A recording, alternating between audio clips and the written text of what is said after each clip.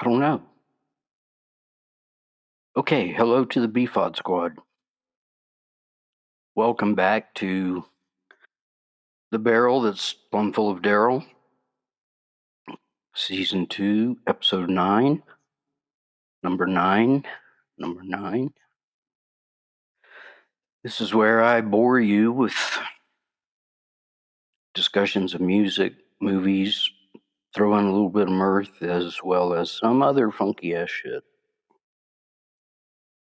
So I want to give out a shout out to my listeners in Asia, namely Vietnam, Bangladesh, and Singapore.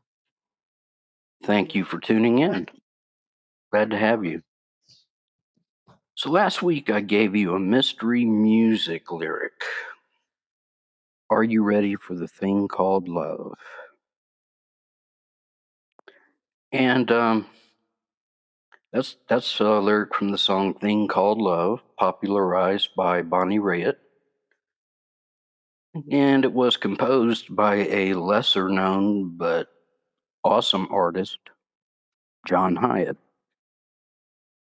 I just realized Bonnie Raitt, John Hyatt, very similar last names. 5 letters total, 4 in common. Anyway, when I was living in Pensacola, Florida, I attended an acoustic concert featuring John Hyatt and Lyle Lovett. Just the two of them with their guitars sitting in chairs on the stage, swapping stories and songs. It was fantastic. It was. I'll never forget that night. So, I got a mystery movie quote for you this week. Badges? We don't need no stinking badges. Can you tell me the name of that movie? Okay. Music. So this guy I'm going to discuss today, I'd be very surprised if you know of him. In fact, if you know of him and his music, we could be close friends. His name is RL Burnside. Wow, this guy. Now, here's how I became aware of him. Back in the day, I would get my cars outfitted with custom sound systems. Probably no surprise to you guys. But the shop guys, they got to know me well. And we'd sit and chat sometimes, have coffee or whatever. And one day the manager asked me if I had ever heard a pair of $700 speakers. Yeah. I said no, and I probably should not listen to them. Well, he took me into the sound room anyway, and he played RL Burnside's song, It's Bad You Know. I was hooked on both the song and the speakers, and they installed them later that afternoon. So RL, Black American blues singer, born in 1926 in Lafayette County, Mississippi. Kind of the home of the blues, right? Now, he played the harmonica and dabbled with the guitar starting at the age of 16 years old. Now, he was taught by local musicians, and he cited church singing and fife and drum picnics as inspiration. As an adult, he credited Muddy Waters and John Lee Hooker as his influences. Now, in the late 1940s, he moved to Chicago to live with his father, hoping to find better employment. Now, he enjoyed the blues scene there, but in the span of 1 year, his father, 2 brothers, and 2 uncles were killed in the city. So after 3 years of that shit, he moved back to the Mississippi Delta. Now, it's said that during a craps game, he killed a man, and he was convicted and incarcerated at Parchman Farm, which is a notorious prison in Mississippi. But apparently, his employer got him released after 6 months because he needed him as a tractor driver. And he spent many years as a blues artist in a few bands, and he had several songs recorded, but none were released.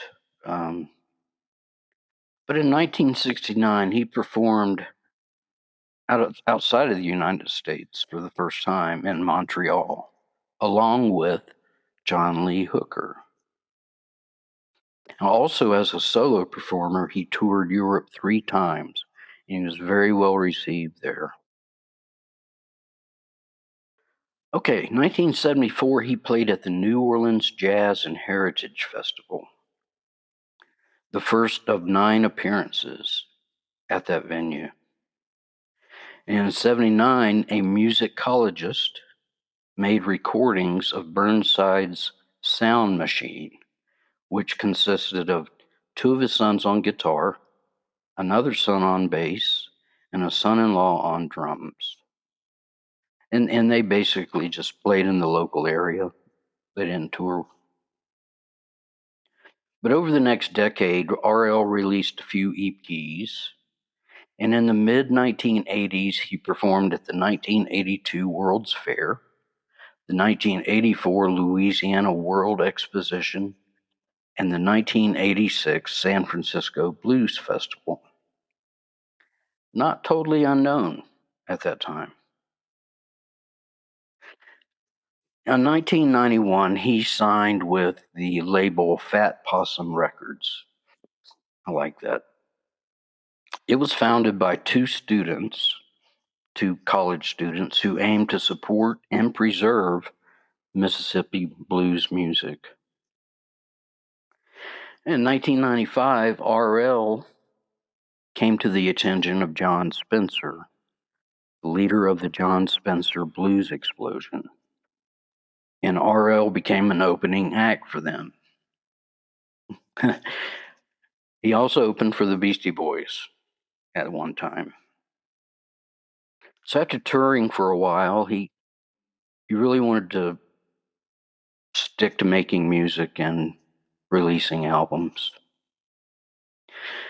In 2001, his album Burnside on Burnside peaked at number 4 on the blues chart and was nominated for a Grammy. Yeah. It's a live album recorded at the Crystal Ballroom in Portland, Oregon, and at the Great American Music Hall in San Francisco. 1999 and 2000, 2 of his songs were featured in the soundtrack for The Sopranos, Shuck Dub and It's Bad You Know. It was the latter that I heard in the car stereo shop that day. Wow, what a song. I burned a mixed CD for my brother-in-law, Tony, and I included the song. And out of about 50 songs, that was his favorite. Now, RL died in 2005 at the age of 78. Although he was mostly unknown to the world, he did release 12 studio albums and 2 live ones. And his songs are also included on 8 compilation albums. By the way, in the latter days, his grandson, Cedric Burnside, played drums for him. Yeah, you can hear him mention his grandson in one of the songs that I'm posting. Also, by the way, I watched the movie High Fidelity, which stars John Cusack and Jack Black, who work in a music record shop. On the wall, there are an assload of stickers all over the wall, and one of them said RL Burnside. I just think that's very cool. As per, I have added 5 of his songs to the Season 2 playlist. Please be sure to listen.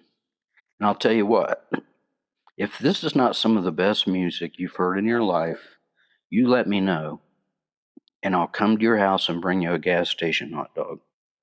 How's that? And now a word from our sponsor. I'll be right back.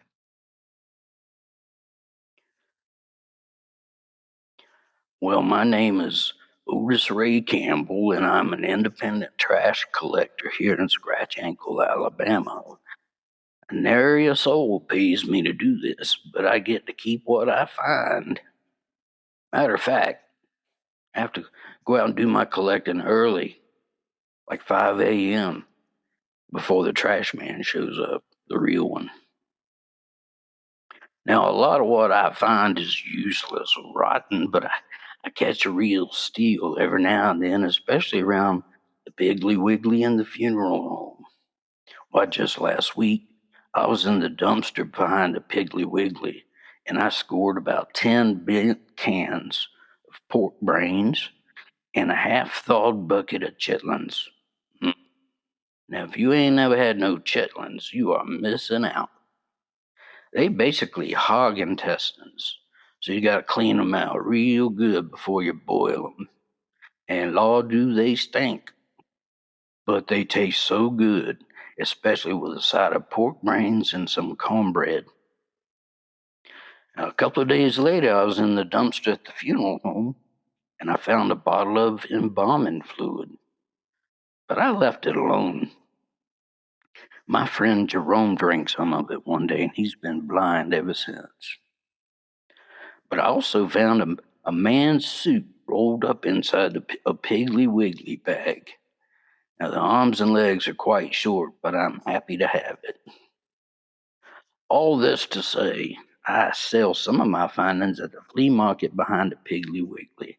You never know what I might have, but you'll end up getting a good deal no matter what it is. So you be sure to stop by and see me sometime. And I thank you. And we're back. Excuse me, I had to take a sip of water.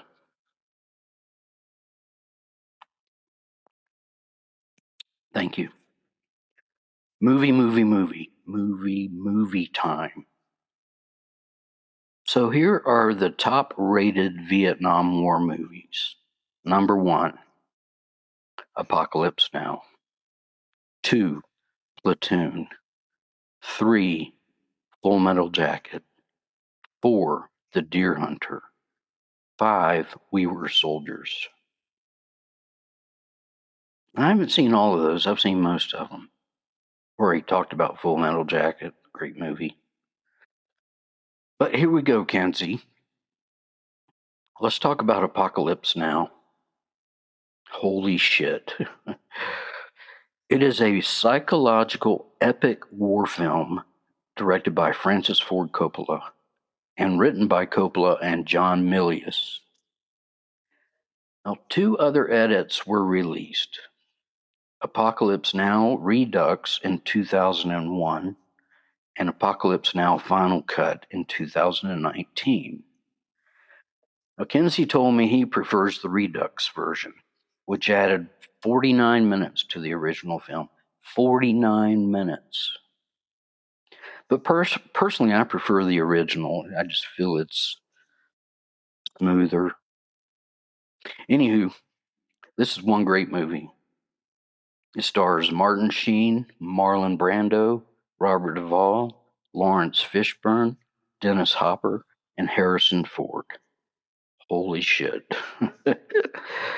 The setting is South Vietnam and Cambodia during the Vietnam War, but filming occurred in the Philippines. Now, it was to be a 5-month shoot, but a series of problems lengthened that shoot to over a year. Expensive sets were destroyed by storms. Marlon Brando arrived late, overweight, and unprepared. I think that's typical for him. And Martin Sheen had a breakdown and a near fatal heart attack during the filming. Yeah. The film was finished in 1977, but the release was postponed several times while Coppola edited over 1 million feet of film. 1 million. That's right, I said 1 million feet of film. Well, this movie, it won the Palme d'Or for Best Film and was nominated for 8 Academy Awards, winning 2 for Best Cinematography and Best Sound. I agree, but it should have won all 8. Yeah. It's been assessed as Coppola's magnum opus and considered as one of the greatest films ever made. I would put it in my top 7. Now, Martin Sheen plays the role of Army Captain Willard, who has been assigned the task of locating the rogue and insane Special Forces Colonel Kurtz, played by Marlon Brando. Now, Kurtz is hiding out in a remote village in Cambodia where he is waging his own personal war against the Viet Cong. Now, Willard, on giving this assignment, is told to terminate with extreme prejudice. They mean business. So Willard joins a Navy River Patrol boat commanded by CPO, Chief Petty Officer Phillips, with 3 other crewmen, Lance Johnson, California surfer dude, Chef Hicks, who is a chef from Louisiana, and Mr. Clean Miller, a young black guy. So they push off, and they soon meet up with a helicopter-borne air assault unit of the 1st Cavalry Division, commanded by Lieutenant Bill Kilgore, very convincingly played by Robert Duvall. So they rigged their boat under a helicopter to bring them safely to the mouth of the main river. And this is one of the best scenes from the movie. The helicopters fly into the mouth of the river, which is occupied by Viet Cong troops. They swoop into the music Ride of the Valkyries and proceed to make waste of the Viet Cong troops. They land, and most of the cavalry guys, they grab their surfboards from the helicopter and they start surfing in this delta area. Now, this is when Kilgore walks along the beach and says, "I love the smell of napalm in the morning. It smells like victory." God, I love that scene. Once the helicopters drop the boat into the river, Willard and the crew get on it and they continue their mission. By the way, this is a top secret mission, and only Willard knows the plan. But the crew is becoming wary of the mission and weary of the mission. And the chief begins to carry out their normal patrol objectives. Willard does not like this, and he tells them so. Tensions rise when Willard insists that his mission takes priority. But they go on. They continue on. And Lance, California surfer dude, under the influence of LSD, activates a smoke grenade that attracts enemy fire, and Mr. Clean gets killed. Now, a little further up the river, the chief, just standing in the boat, okay, he's the commander of the boat, he gets impaled by a spear, just out of nowhere, a spear. And the spear's sticking out the front of his chest like a foot and a half. He looks down and says, "A spear. A fucking spear." And he tries to kill Willard with the spear point. But Willard overpowers him, and the chief dies. Now, at this point, Willard reveals the mission to Lance and Chef, and later they arrive at the outpost where Kurtz is living. Now, the 3 of them are greeted by an American photojournalist played by Dennis Hopper, who praises and rants about Kurtz's genius. Yeah, Dennis Hopper. He was probably hopped up during the making of this film. Now, Willard also notices Kurt's army, these villagers, it's his army, along with several American soldiers who have joined Kurt's. And they're all standing there among the remains of their victims. Okay, spoiler alert. Here there be spoilers. So, you've been warned. Now, Willard gets off the boat and he sets out to find Kurtz, and he takes Lance with him.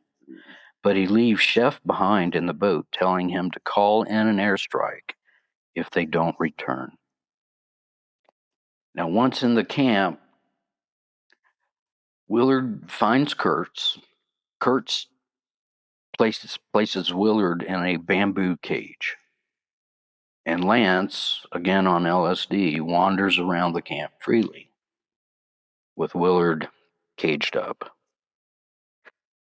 That night, Kurtz walks in and drops the head of Chef into Willard's lap inside the bamboo cage. Yeah, Willard freaks out. Then Kurtz decides to release Willard, but warns him not to attempt to escape. Now, the next night, the villagers are ceremonially killing a water buffalo using a machete. That is a graphic scene.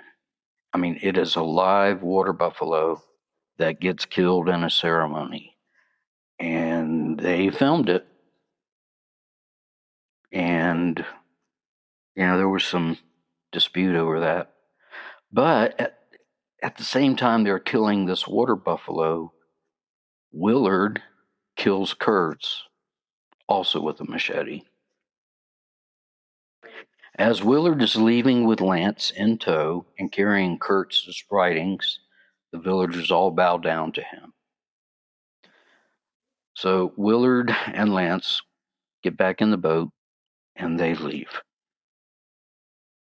End of movie. And, I've given you a very concise narrative of this story arc. There's so much going on in this film. So much that I had to leave out. Just, for instance, in one scene, they arrive at an army facility that is hosting a show featuring Playboy girls being flown to a stage in helicopters. Long short, the show does not go as expected. Now, even though I've given you the ending, this is a must-see film. I compel you to watch it. And it's a film with a lot of atmosphere. And you, as the watcher, get drawn into it as if you were on the boat with the crew. It's a dark atmosphere, it's hauntingly realistic, and it properly depicts the horror and cruelty of war, especially like this controversial Vietnam War. And I was lucky enough to see this movie in theaters, which I did several times, and numerous times on the TV. Just so you know, it's currently streaming on Plex, Tubi, and Pluto TV. Or you can watch it on Prime Video for the price of a gas station hot dog.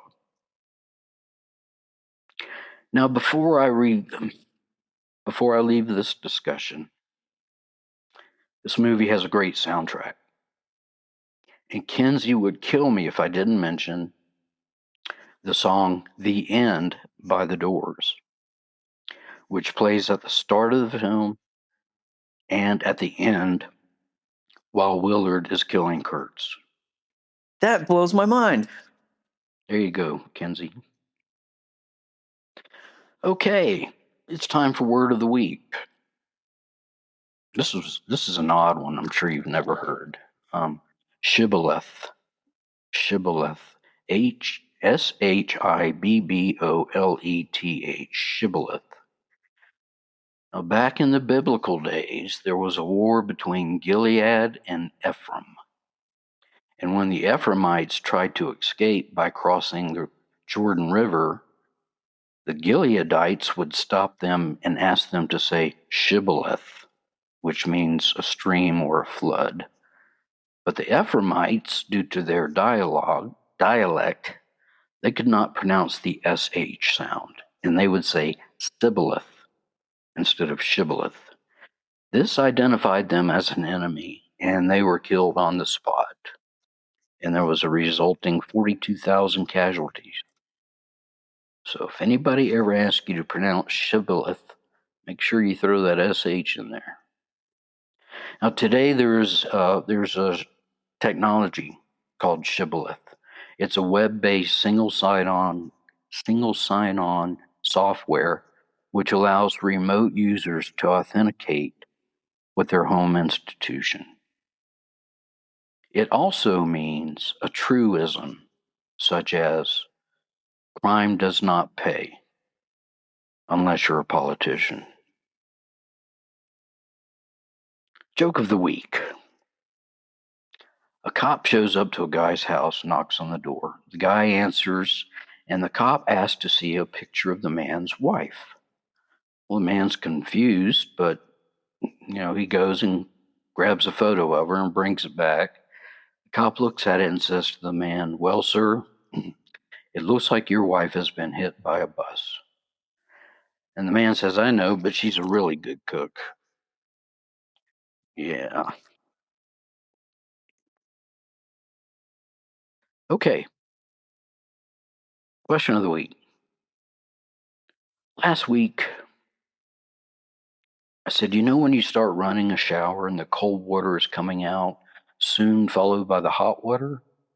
Have you noticed that the sound of the flow changes between the cold and the hot water? Why is this? It's something I've noticed from time to time, and I finally looked it up.